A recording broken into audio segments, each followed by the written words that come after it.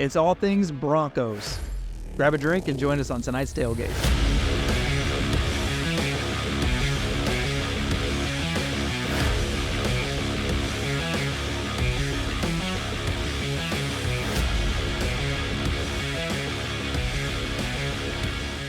Hey everybody, thank you again for joining the Tailgate. As always, I am Luke. Tonight we'll go this way and say this is Dennis, and this is Michael.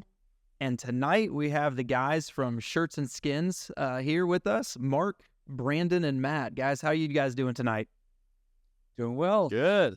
Awesome to be here. Yeah, awesome. So you guys are Boise State fans, right? Or at least you play them on TV. Yeah. So the first thing that we like to kind of ask everybody is just why Boise State? What's your origin story when it comes to Boise State? Yeah. So I guess I could start and then you guys jump in anytime. So Boise, we're in the Intermountain Northwest, all state, small town. All of us actually grew up together. Matt and I were in first grade together, going way back. He was 6'5" in first grade. Yeah. So anyway, so we all grew up here. We all grew up in the Valley. At the time, it was, Boise's in this interesting spot because we're in between Seattle, we're in between Denver, we got California down below. So we don't really have a specific professional team that we follow or that Boise, the city, religiously follows. And so local college sports is what we have. And oddly enough, if you were to follow the Boise State history, we've grown up pretty quickly in that we were a junior college. We had a Division II national championship not too long ago. And then we jumped up into Division I in the early 90s. Mid-90s, 96. Yeah, mid-90s. And we kind of hung around for a little bit. And then in the early 2000s, we had a few pivotal games that jumped us onto the national screen or the scene. And so we beat Fresno State in 2001. They're the 8th ranked team in the country. Yep. And then that sort of led us on a path to where you fast forward to 2007, you have the Fiesta Bowl. Mm-hmm. Us three were, friends that have been following Boise State, going to the games when we were in. We played Marshall at one time in the playoffs in the Division II, and we just grew up going to the games, grew up going to the stadium. That was sort of the only event happening in town. And then Fiesta Bowl 2007, Oklahoma happens, and it's, everybody kind of cues in and says, wow, who's that team on the blue field out there? And that's kind of what led us to today. So that's sort of a quick recap of our origin story. I'm not sure. I'm just going to follow up your question with a question. You said, why Boise State? I'm going to say, why not Boise State? Right? I mean, yeah, this helps that we've lived here and we grew up, I think both of my parents went to Boise State. I know my mom did. But yeah, going to games as a little kid, small school, we didn't have a sport or a professional team like Brandon said. So you got it. I mean, why not? So yeah. Those were the good times. We would throw paper airplanes onto the field. Tortillas. We'd throw tortillas. It's good times, We don't have the history that the Tennessee, Ohio State. Of course. But it's been a really fun ride. And I think we were lucky enough to hit it at the right time. We were actually in college during that Fiesta Bowl. And then that's fun. We had the team that went 53. 50-3. Yeah. We're 4 years. So we almost never lost. We kept trying to knock on the door on getting in the national championship game. And it was a blast. And that was our college experience. And, that really developed the passion for Boise State and college football in general. I mean, we all grew up watching ESPN, right? Sports Center. Yeah. Yep. Same as it used to be, I don't think. But watching Sports Center, and every time our local team, Boise State, would show up on the top 10, everybody would just be calling each other. And, you'd have to wait the whole hour to see it again and all that. It was just kind of good times growing up in that area. So that's sort of the quick story of why we're here. Yeah, Boise State for me, like the 2006 season, I remember my roommate at the time and I were trying to find a football game on when it first started. In the first game of that season, they were playing on a Thursday night. It was like the end of August, like August 31st. And I remember flipping through the channels and finding that and seeing the blue field, and that immediately caught my attention. But Boise State is kind of what got me into being a college football fan, as opposed to just an Ohio State fan. And I know that seems like, oh yeah, you were it's the guy who says, I remember that band before they were big. That's kind of how I feel when I say that. But that Boise State really was that football team for me that made me love college football as a whole.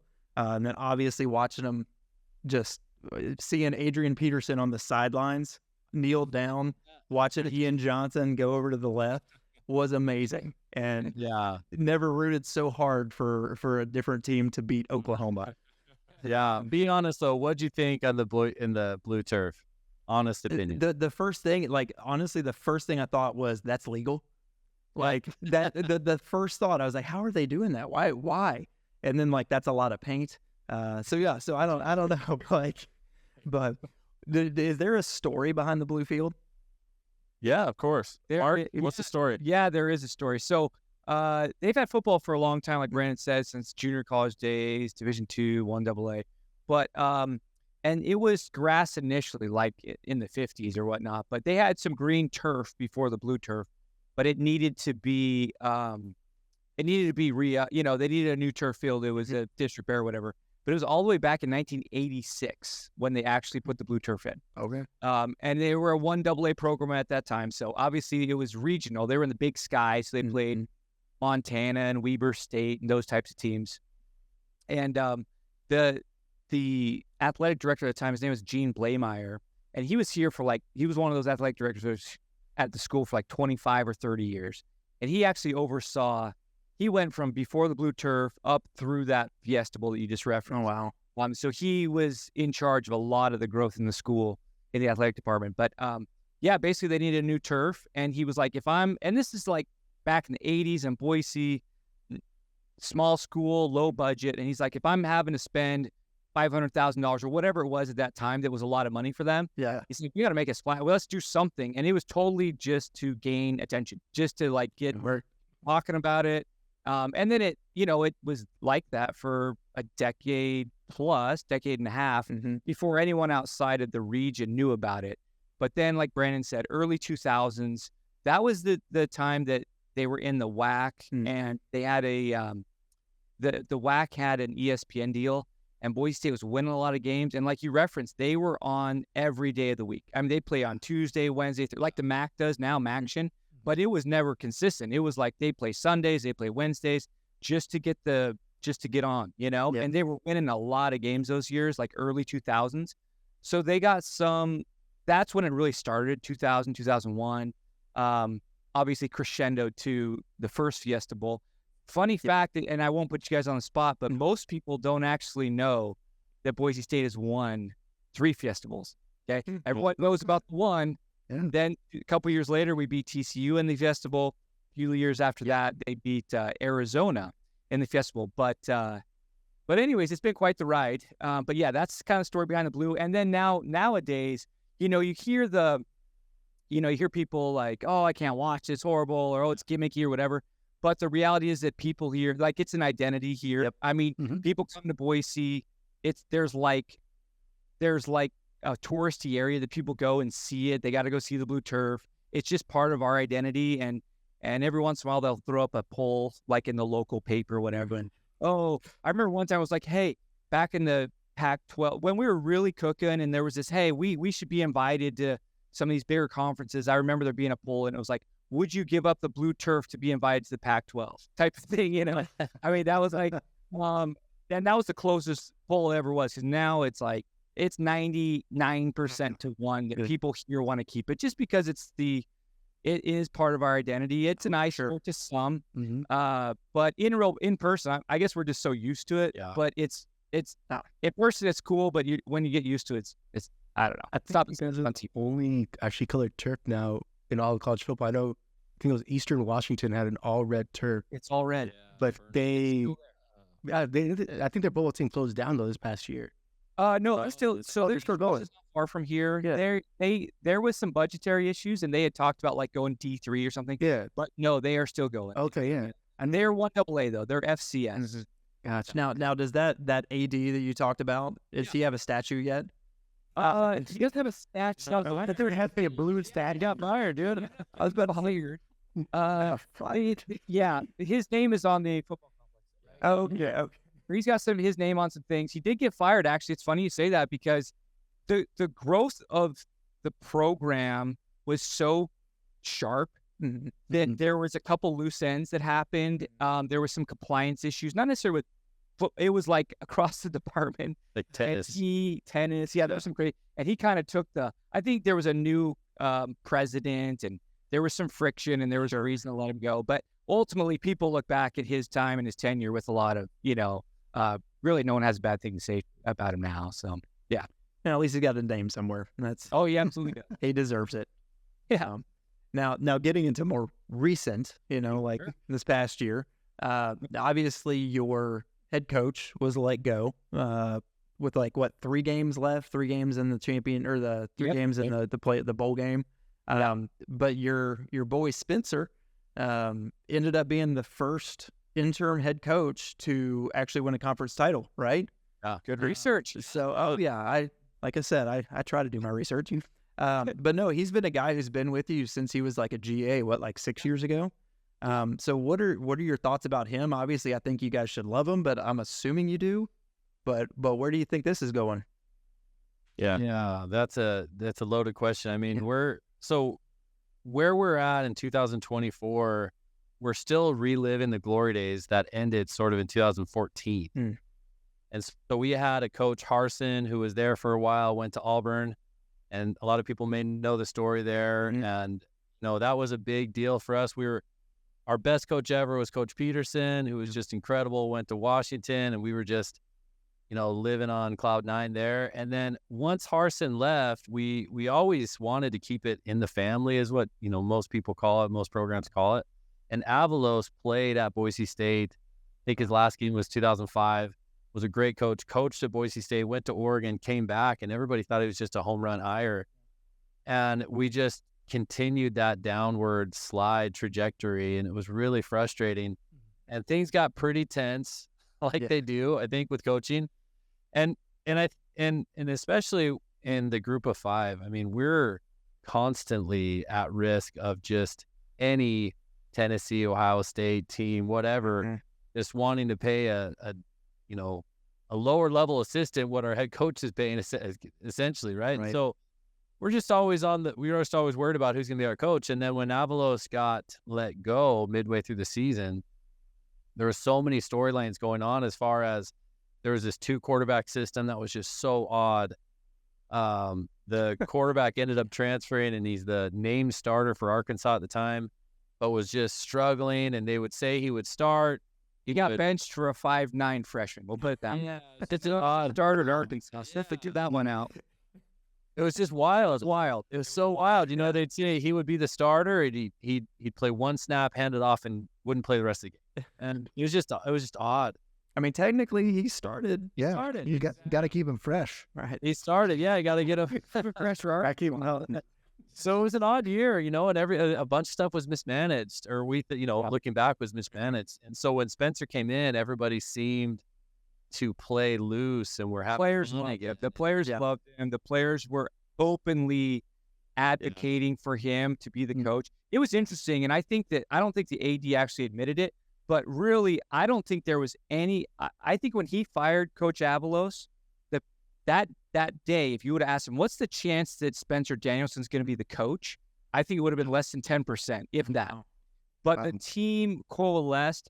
They've always had the top recruiting class of the Mountain West. I mean, for the last decade plus. Yeah. So it's always like, why are we losing some of these games? It's not like we were horrible, but all of a sudden the talent that we kind of thought we had, all of a sudden Avalos leaves, and it's like a whole new team. And the players really wanted him, and so there was kind of an active lobbying there. So I think some of the big time players, I don't know if you've heard of. If you haven't, you'll probably notice him this year. Ashton Genty, big time running back. Basically, reading the tea leaves was like, if Danielson is the coach, I'll stay. Otherwise, he was going to hit the portal. There was a lot of that.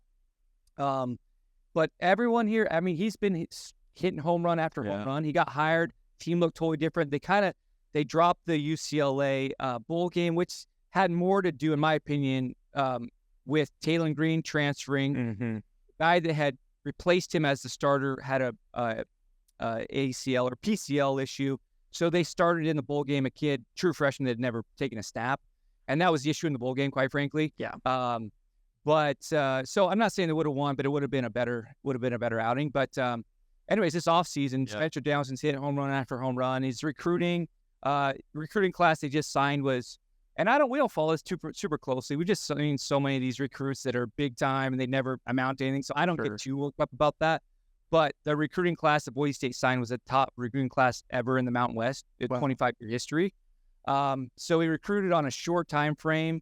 He brought in 2 former 5-star kids. Nice. So everyone is excited. In fact, they just came out yesterday on social media, and they've sold more season tickets this 4 months left to go than they had for last year. Oh, so they're selling tickets. There's some excitement. The 12-team. I don't know if you guys are going to get into this, but the fact that there's now a 12-team playoff with a guaranteed spot for a Group of 5 champion, and quite frankly, the Group of 5 being diluted with some of the top teams leaving, really has energized the fan base because we see a legitimate shot playing on that stage. So I think people are excited. Yeah. And to answer your question, I guess, about Spencer Danielson, you will see. We'll see him. He's a young guy. He's a real raw guy. But I will say this, the players love him. Mm-hmm. They didn't have a single guy from the 2 deep enter the portal after Taylor Green, after the quarterback, that was a mismanagement situation. After him, they didn't have a single guy in the 2 deep enter the portal, which I don't think a lot of teams can say that. No.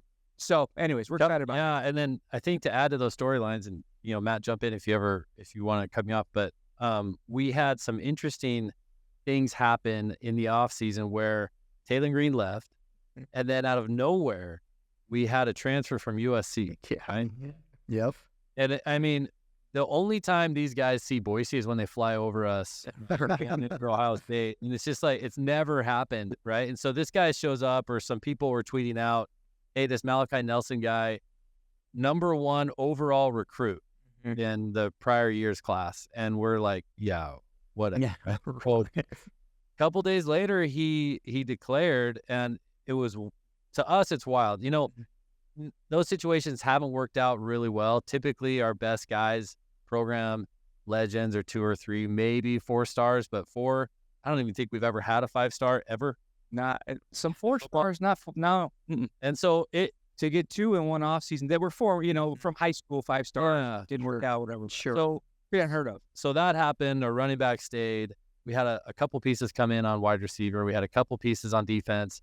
And it looked like they addressed all their main needs. And then out of nowhere, our offensive coordinator gets swiped by Kentucky. Mm-hmm. And, the odd part is our head coach makes, I think, $1.1 million, $1.2 million. Well, he left to make $1.5 million. Yep. As coordinator, it's just like, it's so difficult for us to even compete against that. So obviously he's going to go. But the reason this season is so interesting, the offensive coordinator that came in is Dirk Cutter, former head coach of the Tampa Bay Buccaneers, offensive coordinator of the NFL for a long time. I mean, probably, in our opinion, the best offensive coordinator in college football at the time. Maybe Chip Kelly is, in there. And sure. So the stars really have aligned the right time this year. This is our chance. Mm-hmm. Like, everything has to go right for us to hit that playoff. If we hit the playoff, we don't have to win against a 5 seed. Probably won't. But if we can get it close, then maybe if the power 4 split off, they'll look at us and maybe throw us a bone and we can grab on and ride up there. So this year's a really big year for our team. I mean, if we fall on our face this year and next year, and there's a big separation, I mean, every time there's this conference realignment, we always get left for whatever reason. We're not sure. This year, big year for us. Yeah. What's that? Idaho is not a destination spot. Besides the blue field, maybe some potatoes. That's it. Tough. Yeah. I mean, we were begging at the Pac-12 for forever. We almost got in the Big 12. It's tough, but we think that if we're relevant at the right time, I think we peaked at a little too early for the conference realignment thing. Because the teams that got put in there from the Group of 5, we just sit there and scratch our head and think, we're just as deserving or have the same demographics as those cities.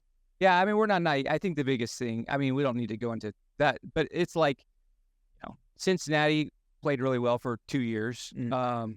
But Cincinnati's a big city, right? Houston, they're trapped. They haven't done anything forever, but they're Houston, Texas. Right. You got a lot of money, and they got, so we know we're isolated. We're geographically isolated.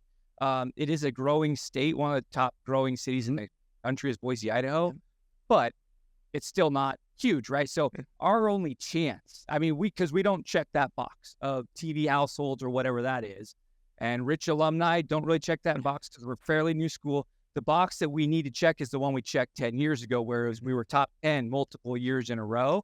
And so, we're not getting the Big Ten or the SEC. We know that. But if that split occurs, what Brandon's referring to, if they really ultimately, kind of do their own thing, then maybe there's a reshuffling at that next level.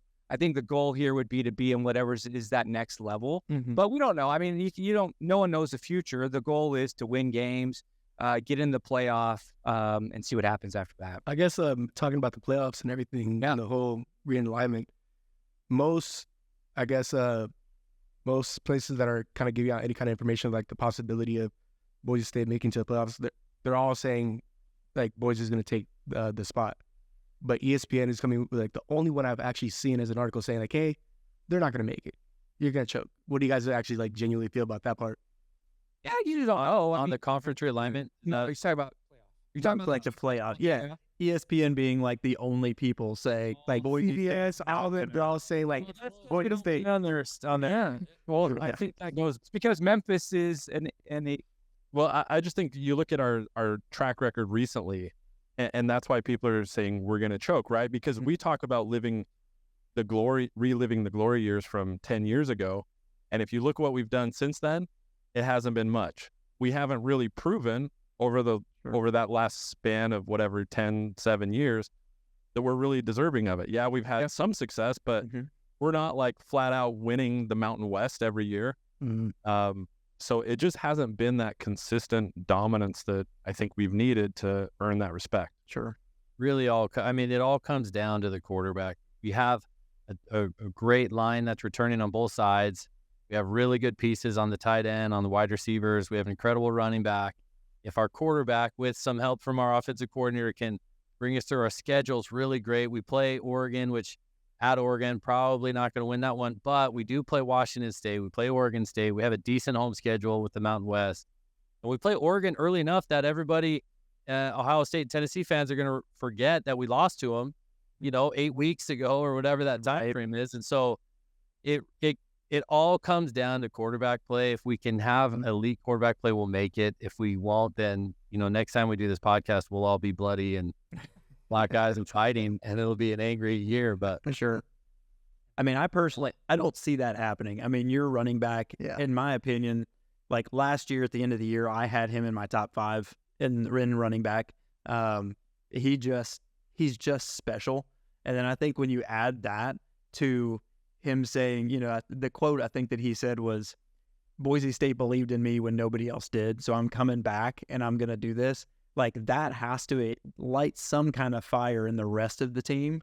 And then to get, like you said, Malachi Nelson coming from USC, this is a great position for him as well to kind of come in here, showcase his talents.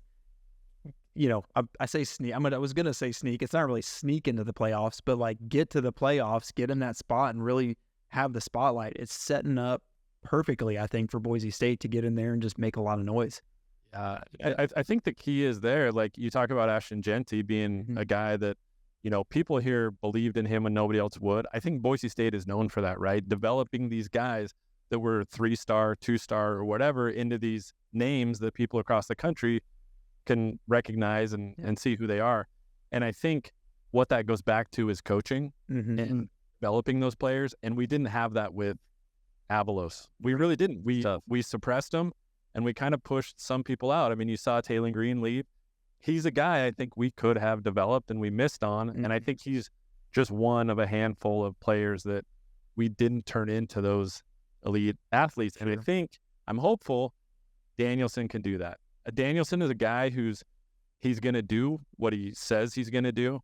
I think people like him. He's, like Brandon said, he's a rah-rah kind of guy, but he's a religious guy. I think people, some of the players have come and kind of will cling to that. Mm-hmm. And so I think overall the excitement, the energy is positive, and it's like, hey, let's get behind this guy. There's an interesting storyline that happened last year in that our offense, when it was struggling, we threw the same receiver like 20 times In one game, it was so dumb. It was like it was a screen pass or a deep down the sideline pass to this receiver called Eric McAllister, and then we lost a game. I think it was the 7th or 8th game.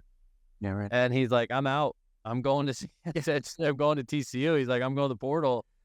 And then, that got that really lit a fire along the program where there was big problems. They were losing the locker room. A bunch of people said they were going to leave, behind the scenes stuff. Mm-hmm. And then Avalos got, let go. The morning after, like a 35-point win. we won. Yeah. We didn't want him to win. He got let go the next morning. Wow, it was a good year to start a podcast. But anyway, once we started winning again, this wide receiver petitioned the students to the other team to come back, and they said no. A big factor in everything, Danielson when he stayed, and then when Genty declared that he's going to stay, that really cemented a lot of that forward momentum to say, okay, go after all the pieces that we needed to get. If he didn't stay, which nobody thought he'd stay. Yeah.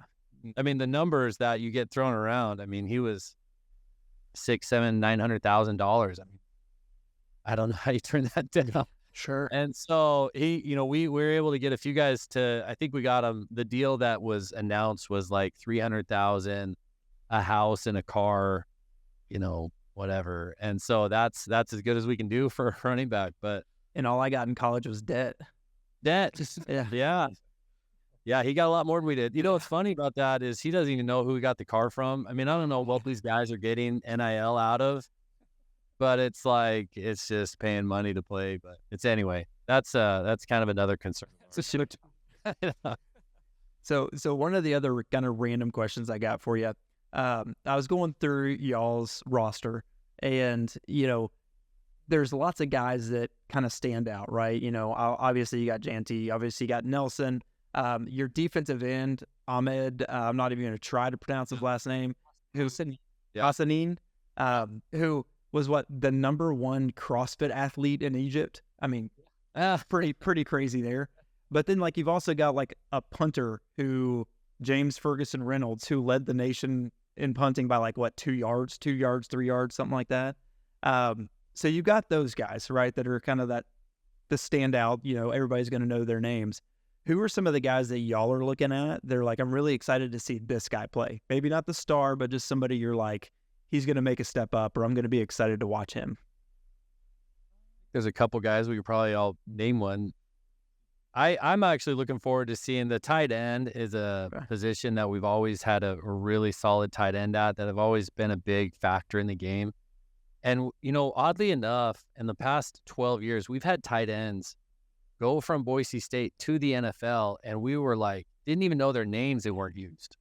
And it's a huge problem. And it was so frustrating for us to see that. There's Jake Rowe. There's a few guys in the NFL that played tight end that we thought, man, he made it to the NFL. But this year we actually have a decent tight end who's a good catch, kind of a weapon there. And really it goes to, if Malachi can just get the ball and Genty can run it, and he can get the ball, not even make huge plays, but if he can just get the ball to these tight ends, we have some up-and-coming wide receivers, but the guy at tight end's Lautner. What's his first? I don't know.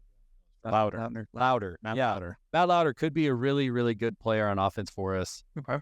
I'm excited about the receivers. We got a local kid. He's from Boise, Austin Bolt, was dealing with injuries. Prince Strawn is also another guy that's in that receiver core that excited to see.